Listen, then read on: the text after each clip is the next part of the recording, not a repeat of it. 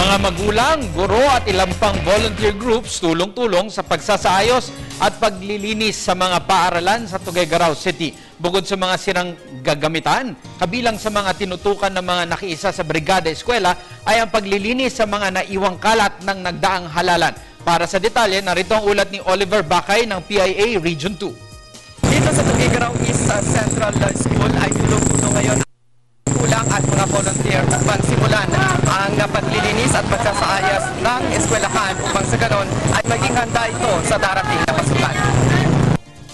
Ngayon pa lamang ay damang-dama na ang pagtutulungan ng mga guro, mga magulang at ilang volunteer group sa pag-arangkada ng Brigada Eskwela dito sa lungsod ng Tuguegarao. Sa ilang paaralan dito ay maagang nagsidatingan ang mga nais tumulong sa paglilinis ng paaralan at pagkukumpuni sa mga sirang kagamitan ng mga mag-aaral. Ayon kay Principal Eugenio Dayag ng Tuguegarao East Central School, unang bugso pa lamang ng brigada, subalit marami nang nagawa ang mga magulang at ilang volunteer organizations.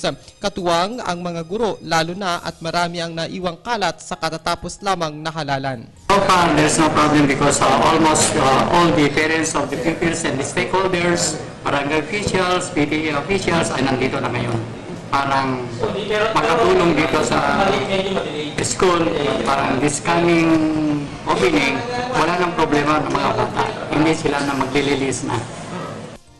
Magsasagawa rin ng motorcade ang nasabing paaralan na pangungunahan ni Education Assistant Secretary Jesus R. Mateo lungsod ng Tuguegarao upang ipaalam sa mga mamamayan na umpisa na ang brigada at hihikayatin nila ang mga mamamayan na tumulong sa paglilinis, pagsasaayos at pagpapaganda sa bawat eskwelahan sa lungsod.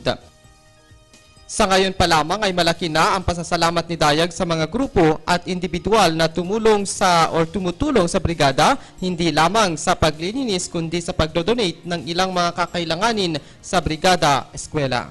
Para sa PTV4, mula sa PIA Cagayan, Oliver Bakay, Media ng Bayan.